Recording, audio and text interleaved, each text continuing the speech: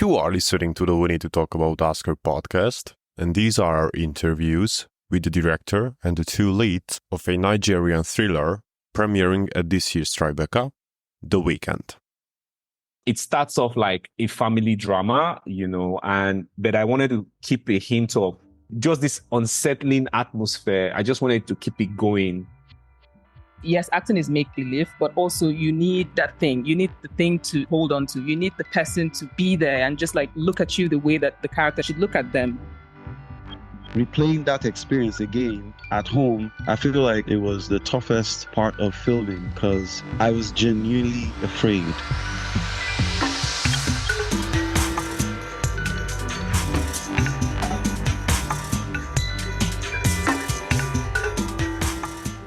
Now that we are here and we have access to both sides of the story, what was your relationship like with the setting from behind and in front of the camera? I'm a big fan of production design. I feel like the mood and the atmosphere creates as much of an impact as well as the actor's performance, So very early on when we were scouting locations and I saw the house we wanted to use, which is over 100 years old. And, it has its walls peeling and all that stuff. I felt like it worked. It resonated with one of the themes of the story, which is basically, the conflict of the old and the new. So the parents, they have this tradition and you have a son who is traumatized by that tradition and trying to break away from that. So there's a conflict between parents and, so I felt like that building was its character of its own. And that helped to, strengthen the conflicts that was abound in the narrative. Then even in the interior, I purposefully went for, will I say, vintage aesthetics as against contemporary aesthetics, because we wanted to keep that whole conflict of old and new. So when you see the characters in their house, it's a very spacious, modern, minimalist kind of setup. But in the Nigerian, when you go to the family, you find out that the aesthetics is a bit different. It's old, it's rigid, so those kind of things really influenced in creating the mood that I wanted in terms of lighting, just like how my power is out now and I have distinct features, so these were the kind of things I wanted to utilize in building the mood for the film. So yeah, for me, that's how I wanted to explore it. For me, I remember walking into the living room and just feeling, I don't know, like those chilling feeling that I had with the decors and all of these things. And I remember asking the director, I remember if it was the director, I asked if all of these came with the house, because from the outside, it just felt it felt old. It felt almost like it was dilapidating. And then on the inside, there's this like feel like it was almost like a museum, like an old museum in a sense. And it just made me wonder. And having that in place and working in that space sort of helped me, because I, Uzoamaka, felt a type of way just observing the living room. So I imagined what the girl, Nikia, would have felt looking at that space as well. Even if you don't immediately believe what her heart was saying, there was just a subtle discomfort in that space as well. So it was very helpful. And also just communicating with the hair, I think the hair department, about what my hair should look like, felt like I was a part of bringing the story to life. It wasn't just imposed on me like, oh, here's the hair that you're going to use. Here's the outfit that you're going to use. And when I spoke to the costumier, he was very clear about, okay, so you're wearing brown here. The interior of the space, the director wanted it to have brown tones of brown and but sort of earthy tones, burnt orange and things like this. So it works with what you're wearing as well. And all of these things, however small, however insignificant it may seem, sort of helps you connect with the story, helps solidify you in what it is that you're doing, and just gives you some sort of inspiration. And yeah. Well, for me, the story already had a universe in it, So it was a fictional country called Bumazi. We had a language, we had a culture, a tradition. So it was easy for me to immerse myself in Luke coming from this country that speaks a certain language, and believes in cannibalism. So there was that. And also, like Uzoamaka said, the set was believable. The costume made it easy. What we did was, through the help of the director, they created a universe, and when you find yourself in the universe, you have to succumb. So it was pretty easy to just navigate through different emotions and different situations in the entire film. The sets made it a walk in the park, the dialogue and the backstory that Luke had. It was pretty easy to to navigate Luke, really. Having this backstory of losing your best friend and waking up one morning, the meat you're having is your best friend. Probably his toes were fried or something. It was just, that experience made it easy for me to play the character Luke. That traumatic experience made it easy to access Luke. So yeah. And the question specifically for you, Daniel, which is, where does your fascination in this Nightmare at the In-Laws genre come from? So it's interestingly, I would say Rosemary's Baby, yes, not Meet the In-Laws per se, but they had these old neighbors that were all coming around, and my Pharaoh's character was a bit very concerned about these neighbors, nosy neighbors, old neighbors. I found that very interesting very early on as someone who was getting fascinated with this kind of horror.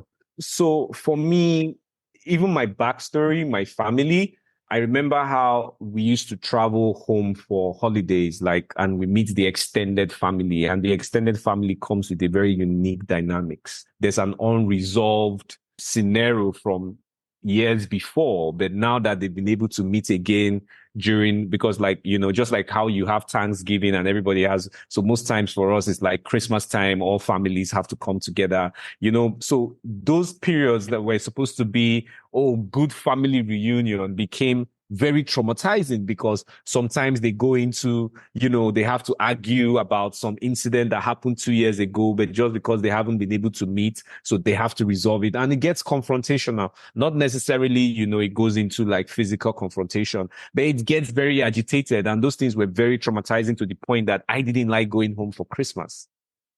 So I just liked the fact that there was a dysfunctionality, and there's dysfunctionality in every family, especially when it comes to that whole extended idea of family, and I felt like that's very interesting. So meeting the parents, and the parents have this secret, and all of a sudden it comes up. It's not tied to a specific film, but there are shades from my own experience as a human being. There are films like I said, I spoke about Rosemary's Baby, and most contemporary one of now it's not necessarily as intricate as the family unit, but even a film like Midsommar or Hereditary, these are films that, they have some sense of, this is a community, and we do this thing.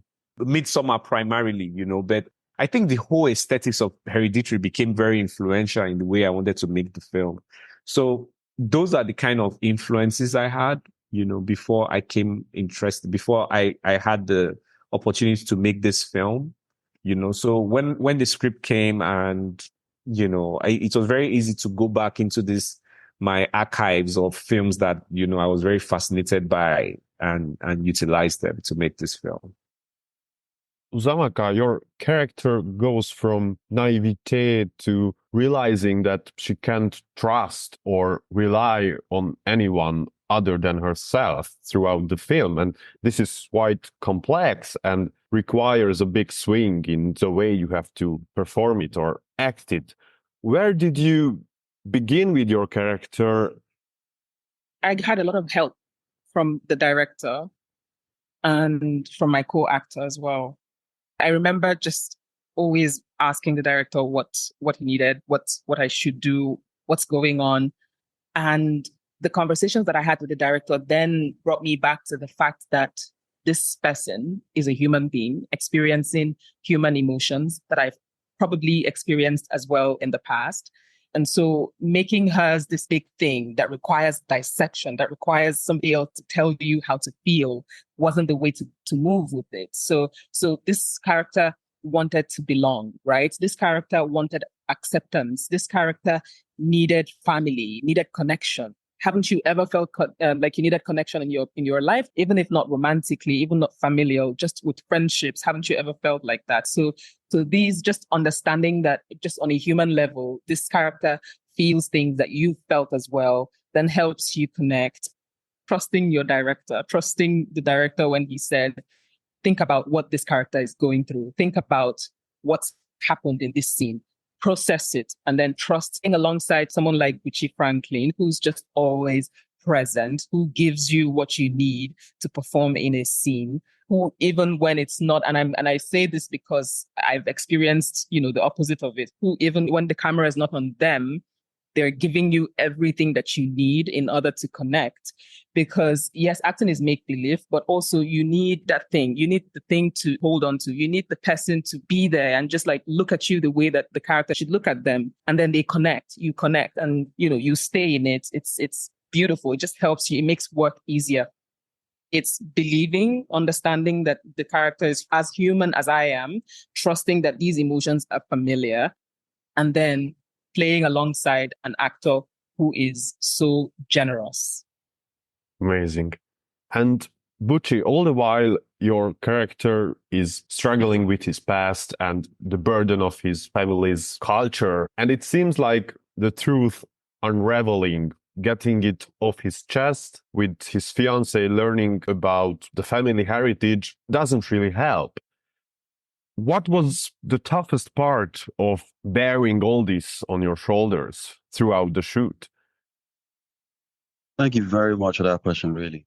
I think the part where, if I remember correctly, when the face-off between Luke, his dad, his mom, and Nikia, that part for me was the toughest, because at that point, Luke knew that it was either he goes down or he would lose the love of his life, So getting to realize that the life of the most important person to him is in danger, like having a deja vu experience of losing his best friend, again, replaying that experience again at home. I feel like it was the toughest part of filming, because I was genuinely afraid. I was afraid because, listen, I think I can't remember the duration of us filming, but I know we did it for more than 2 weeks, and having to carry that, like you just said, like you rightly asked, having to carry that in my head, that at some point we were going to do the scene where it would be either my love interest or my parents, replaying the experience of losing my best friend. It was too much for me. And thankfully, with the way the writers put together the story that had Luke sacrificing himself just so that the love of his life can live and just literally leave the entire country. So for me, that part was really tough. Watching my mom, it was really tough. I just said my mom. Watching Luke's mom. Wonderfully put. Lose her life. It was that particular scenario, that scene, that part was tough. That part was tough. I believe you, honestly, I do. Another thing I want to speak a little bit to is how the score always plays a truly essential role when constructing a claustrophobic, uncomfortable atmosphere. So Daniel, what was the process like behind the incorporation of the music into what we see on the screen?